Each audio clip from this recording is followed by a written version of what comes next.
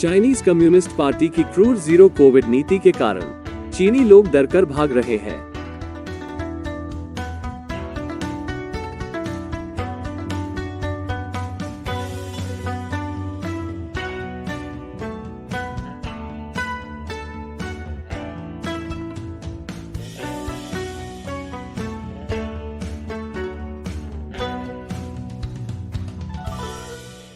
आपका स्वागत है। मैं क्रिस चैपल हूँ।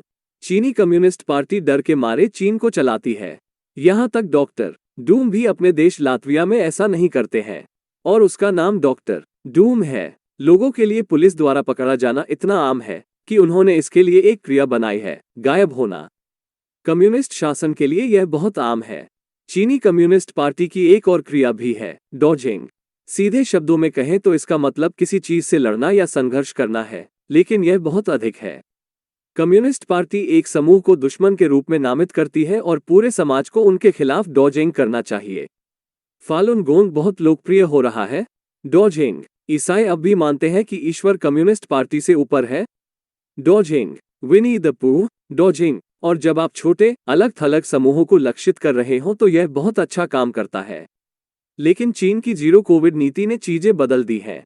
पार्टी ने वायरस के खिलाफ संघर्ष करते हुए अनिवार्य रूप से हर चीनी व्यक्ति को निशाना बनाया है, क्योंकि यह किसी को भी हो सकता है।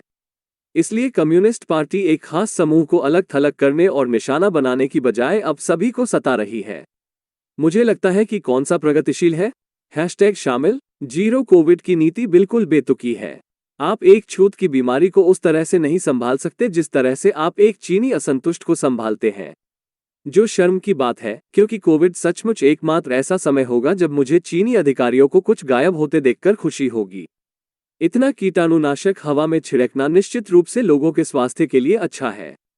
तो क्या लोगों को अंधेरे में और बारिश में कोविड परीक्षण के लिए घंटों लाइन में लगना पड़ रहा है?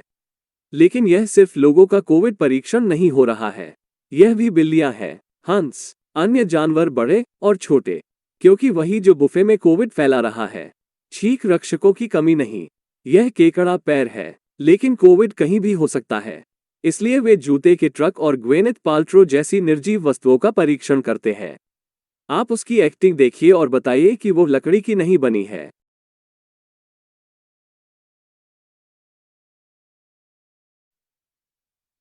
कोविड परीक्षण दैनिक जीवन का ऐसा हिस्सा बन गया है कि छोटे बच्चे भी इसे अपने खेलने के समय का हिस्सा बना रहे हैं। यह वास्तव में कोविड को फैलाने का एक अच्छा तरीका लगता है और चीनी लोग वैध रूप से लॉकडाउन और संगरोध शिविरों से भयभीत हैं। मैं आपको इस त्वरित व्यावसायिक विराम के बाद और अधिक बताऊंगा। व्यावसायिक ब्रेक से वापस स्वागत है। वास्तव में मैं शर्त लगाता हूं कि यह बहुत जल्दी था। यह सिर्फ एक संक्षिप्त ब्लैक बॉक्स था, क्योंकि YouTube शायद इस प्रकरण को इसके अस्पष्ट सामुदायिक दिशा निर्देशों का उल्लंघन करने के लिए विमुद्रीकृत और आयु प्रतिबंधित करेगा। इसलिए हमें आपके समर्थन की जरूरत है। कृपया इस वीडियो को पसंद करें, हमारे चैनल की सदस्यता लें और एल्गोरिथम के लिए एक टिप्पणी छोड़ दें। और इन एपिसोड्स को अपने दोस्तों और परिवार के साथ जरूर शेयर करें, क्योंकि YouTube निश्चित रूप से ऐसा नहीं करेगा। और यदि आप कर सकते हैं तो कृपया पैट्रियन पर शो का समर्थन करने पर विचार करें। चीन को बिना सेंसर किए रखने में हमारी मदद करने के लिए वास्तव में केवल $1 प्रति एपिसोड लगता है।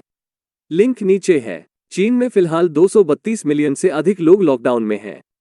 चीन में लोगों के लिए यह एक डरावनी बात है, क्योंकि इन लॉकडाउन के तहत लोगों की भूख से मौत हो गई है। लेकिन लॉकडाउन से भी बदतर चीन के कुख्यात संगरोध शिविरों में से एक में भेजे जाने की संभावना है। ये शिविर बड़े पैमाने पर हो सकते हैं। यहाँ 14,000 बेड वाला एक क्वारंटाइन सेंटर है और ये शिविर अक्सर अस्वच्छ गंदगी होते हैं। उस तरह की जगह नहीं जहां आप जाना चाहते हैं, खासकर जब से अधिकारियों को आपके पालतू जानवरों को पीट पीट कर मार डालने के लिए जाना जाता है जब आप बंद होते हैं। यहाँ तक डॉक्टर कयामत भी इतनी बड़ी बुराई नहीं है। और फिर उसका नाम डॉक्टर कयामत है। कल्पना कीजिए कि बिना वेंटिलेशन वाले भीड़ भाड़ वाले तंबू में हफ्तों तक बंद रहना। हालांकि इसमें कम से कम विभाजन और बिस्तर हैं। इस बीच इस संगरोध शिविर में गंभीर मनोबल में सुधार होने तक पिटाई जारी रहेगी। ऊर्जा जीरो कोविड के काम करने का तरीका यह है, यदि आप अस्पष्ट रूप से उसी क्षेत्र में थे जो सकारात्मक परीक्षण करता है, तो अधिकारी आपको ट्रैक कर सकते हैं और फिर सचमुच आपको एक संगरोध शिविर में खींच सकते हैं। यही वजह है कि लोग इससे बचने के लिए काफी हद तक जाते हैं। यह फुटेज कथित तौर पर झेंगजो में एक फॉक्सकॉन कारखाने के श्रमिकों को अनिवार्य रूप से फैक्ट्री लॉकडाउन से भागते हुए दिखाता है। यह फैक्ट्री आईफोन की आधी वैश्विक आपूर्ति सहित इलेक्ट्रॉनिक्स बनाती है। कुछ मजदूर भागने के लिए 25 मील तक चले। अब यह फॉक्सकॉन फैक्ट्री चीन की सबसे बड़ी फैक्ट्री है, जिसमें लगभग 200,000 कर्मचारी रहते हैं। मेरा मतलब है कि यह अपने आप में एक छोटे शहर की तरह है, और यह कई हफ्तों से एक कोविड के प्रकोप से जूझ रहा था। उत्पादन जारी रखने के लिए श्रमिकों को कारखाने में बंद कर दिया गया था, लेकिन लोग कोविड के लिए सकारात्मक परीक्षण करते रहे। भाग निकले एक कार्यकर्ता ने कहा कि उसने सुना है कि 20,000 लोगों को साइट पर छोड़ दिया गया था, लेकिन प्रबंधन यह नहीं बताएगा कि कितने संक्रमित हुए। मजदूर भाग रहे थे क्योंकि उन्हें कोविड होने का डर था, या क्वारंटाइन होने का डर था, या बस इस सबसे तंग आ गया था। वॉशिंगटन पोस्ट के साथ साक्षात्कार में कर्मचारियों ने कहा कि उन्हें काम पर वापस जाने के लिए धक्का दिया गया था, इससे पहले कि यह स्पष्ट था कि वे संक्रामक नहीं थे। संगरोध केंद्रों में भेजे गए थे, जिनमें पुष्टि किए गए मामले और असंक्रमित करीबी संपर्क दोनों थे, और बिना दवा या पर्याप्त भोजन के छोड़ दिया गया था, और अफवाहें उड़ रही हैं। इस वीडियो में कथित तौर पर लोगों को चिल्लाते हुए दिखाया गया है कि फॉक्सकॉन के कई कर्मचारियों के एक छात्रावास के कमरे में सभी मृत थे। यह एक ज़ोंबी फिल्म की तरह है, अगर लाश को रोकने के लिए इस्तेमाल किए जाने वाले उपाय खुद लाश से भी बदतर थे। फॉक्सकॉन ने वीडियो की प्रामाणिकता से इनकार करते हुए कहा है कि इसे दुर्भावनापूर्ण तरीके से संपादित किया गया था, लेकिन सोशल मीडिया पर वीडियो के तेजी से फैलने से पता चलता है कि कैसे चीनी शासन कोविड के आसपास डर पैदा करता है। आप देखिए, चीनी प्रचार अपनी जीरो कोविड नीति को सही ठहराने के लिए वर्षों से कोविड के खतरों को बढ़ा रहा है। इसलिए जब लोग सुनते हैं कि डॉर्म रूम में सभी की मौत कोविड से हुई है, तो वे इस पर विश्वास करते हैं, और वे और भी डर जाते हैं। फॉक्सकॉन ने तब से कहा है कि वे किसी को भी फैक्ट्री छोड़ने की इजाजत दे रहे हैं जो चाहता है। तथ्य यह है कि उन्हें यह भी कहना पड़ा कि यह एक अच्छा संकेत नहीं है, लेकिन वे रहने के इच्छुक लोगों के लिए नकद बोनस भी दे रहे हैं।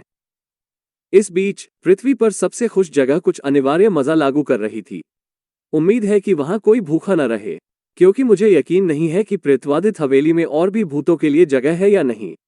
मेहमान तब तक अंदर फंसे रहे जब तक कि उन्होंने नकारात्मक परीक्षण नहीं किया। कितने मेहमान? जीरो कोविड कैसे काम करता है, इसका एक और उदाहरण यहाँ दिया गया है। शंघाई डिज्नीलैंड में मौजूद किसी व्यक्ति ने पहले ही पार्क छोड़ने के बाद सकारात्मक परीक्षण किया। नतीजतन लगभग 900 लोगों को छोड़ दिया गया था, और 67,000 से अधिक लोगों का परीक्षण किया गया। आप देख सकते हैं कि चीनी लोग इन स्नैप लॉकडाउन में से एक में फंसने से क्यों घबरा रहे हैं। सितंबर में शंघाई कॉस्टको में लोगों को लॉकडाउन से बचने के लिए स्टोर से भागना पड़ा था, और अगस्त में वापस शंघाई में एक आइकिया के ग्राहकों ने वही काम किया, जो भयानक रहा होगा, खासकर उस लड़के के लिए जो अपनी प्रेमिका के साथ वहां था और पहले से ही 4 घंटे के लिए भीख मांग रहा था। बेशक कम्युनिस्ट पार्टी लोगों के डर को समझती है, इसलिए जब अक्टूबर की शुरुआत में यूनान प्रांत में एक हवाई अड्डे पर तालाबंदी की गई, तो लोगों को जाने से रोकने के लिए कोविड गार्ड बंदूकें लेकर बाहर आए। लोग चिल्ला रहे थे, क्या तुम हम सबको मारोगे? व्यक्तिगत रूप से मैं उस पर कम्युनिस्ट पार्टी का परीक्षण नहीं करूंगा, और आप जैसे दर्शकों के समर्थन के बिना चाइना अनसेंसर्ड संभव नहीं होगा। या तो लाइक और सब्सक्राइब करके, दोस्तों और परिवार के साथ शो को साझा करके, एक शानदार टी शर्ट खरीदकर, या क्राउड फंडिंग वेबसाइट पेट्रियन पर सीधे समर्थन के माध्यम से। वे प्रशंसक हैं जिन्हें मैं चाइना अनसेंसर्ड 50 सेंट आर्मी कहता हूं, जो चीनी कम्युनिस्ट पार्टी के खिलाफ लड़ाई में हमारे साथ शामिल होते हैं। आज का प्रश्न जिनी द पूह से आता है। चीन सीसीपी में कुछ समझदारी की बात करना इतना कठिन क्यों है? क्या पूरी दुनिया इस गंदगी को रोकने के लिए कुछ नहीं कर सकती? मुझे पता है कि संयुक्त राष्ट्र अनिवार्य रूप से सीसीपी के स्वामित्व में है, लेकिन फिर भी यह 1.4 बिलियन लोगों की जान है जिसके साथ वे पंगा ले रहे हैं। सबसे पहले महान नाम जिनी द पूह। लेकिन यह भी वास्तव में एक महत्वपूर्ण प्रश्न है। हम चीनी कम्युनिस्ट पार्टी में समझदारी की बात क्यों नहीं कर सकते? कोई भी तर्कसंगत सरकार अपनी अर्थव्यवस्था को उड़ाकर अपने लोगों को दुश्मन नहीं बनाना चाहेगी, है ना? फिर अगर सीसीपी तर्कसंगत होती तो मैं नौकरी से बाहर हो जाता। और सिर्फ जीरो कोविड नीति ही नहीं जो तर्कहीन लगती है। आपको लगता है कि सीसीपी समझ जाएगी कि जलवायु परिवर्तन से लड़ने से उसे फायदा होगा? चीन में प्रदूषण पागल है, और मुझे लगता है कि पश्चिमी सरकारों में या थिंक टैंक में बहुत से लोग सीसीपी को इस तरह से देखते हैं। निश्चित रूप से सीसीपी नियम आधारित अंतर्राष्ट्रीय व्यवस्था का हिस्सा बनना चाहती है, क्योंकि यह सीसीपी के अपने हित में है। चीनी कम्युनिस्ट पार्टी जब एक बात की बात करती है तो वो तर्कसंगत होती है, सत्ता में बने रहना। इसके लिए जो करना होगा वो करेगी। इसलिए सीसीपी के साथ एक सामान्य सरकार की तरह व्यवहार करना गलत है। यह एक महान सफेद शार्क को बैठने, हिलाने और रोलोवर सिखाने की कोशिश करने जैसा होगा। सीसीपी एक मार्क्सिस्ट लेनिनवादी शासन है जो संघर्ष से पनपता है। डॉजिंग कम्युनिस्ट मानते हैं कि संघर्ष ही समाज को आगे बढ़ाता है। इसलिए जब सामान्य लोग सोचते हैं कि जब हम साझा हित पाते हैं तो हम सभी साथ मिल सकते हैं, सीसीपी इसे हमले के लिए एक उद्घाटन के रूप में देखता है। आपके प्रश्न और आपके समर्थन के लिए धन्यवाद। जिनी द पूह और बाकी सभी को भी धन्यवाद। आप patreon.com/China Uncensored पर जाकर और प्रति एपिसोड $1 या अधिक का योगदान करके चीन को बिना सेंसर किए समर्थन कर सकते हैं। एक फायदे के तौर पर आप मुझसे ऐसे सवाल पूछ सकते हैं जिनका जवाब मैं शो में दूंगा, या हमारे पास chinauncensored.tv/merchandise पर बिक्री के लिए शानदार मर्चेंट है, लिंक नीचे है। फिर मिलते हैं।